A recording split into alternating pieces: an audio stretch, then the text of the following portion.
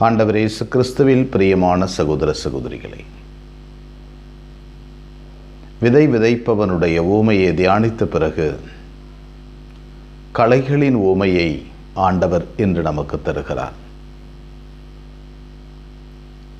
விதைகளை விதைத்துவிட்டு வந்த பிறகு தீயவன் வந்து களைகளை விதைத்து விடுகிறான். நாட்கள் கடந்தோட அவை முளைத்து நல்ல செடிகளுக்கு இணையாக வளர்ந்து கொண்டிருக்கிறது. பல நேரங்களில் நல்ல செடிகளை அமிழ்த்துவிட்டு கூட தீய செடிகள் வளர்ந்து கொண்டிருக்கிறது, களைகள். இவற்றை பார்த்த ஊழியக்காரர்கள் அவற்றை போய் பிடுங்கி எறிந்து விடலாமா என்று நிலக்கிழாரிடம் அனுமதி கேட்கிறார்கள். அவர் சொல்லுகிறார், வேண்டாம், இரண்டும் சேர்ந்து வளரட்டும். இயேசுவினுடைய இந்த இரக்கம் தீய மனிதனுக்காக காத்திருத்தல். நல்லவன் தானாக வளர்ந்து விடுவான், அவனை பற்றி கவலை இல்லை. தீயவனை உடனடியாக அழித்து விடக்கூடாது. அவன் ஒரு நாள் மீண்டும் வருவான். அவன் ஒரு நாள் மீண்டும் தந்தையின் வீட்டிற்கு வருவான்.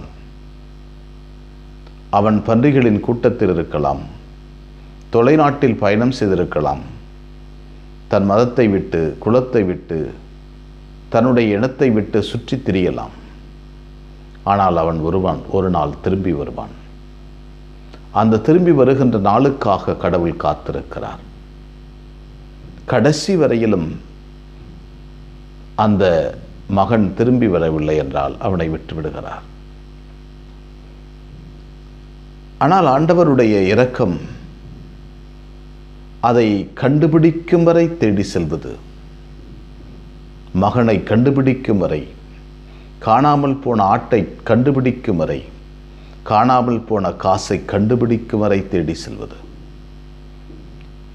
அங்கே தொலைந்து போய்விட்டது என்று எதுவுமே இல்லை. தொலைந்து போவதற்கு வழியும் இல்லை.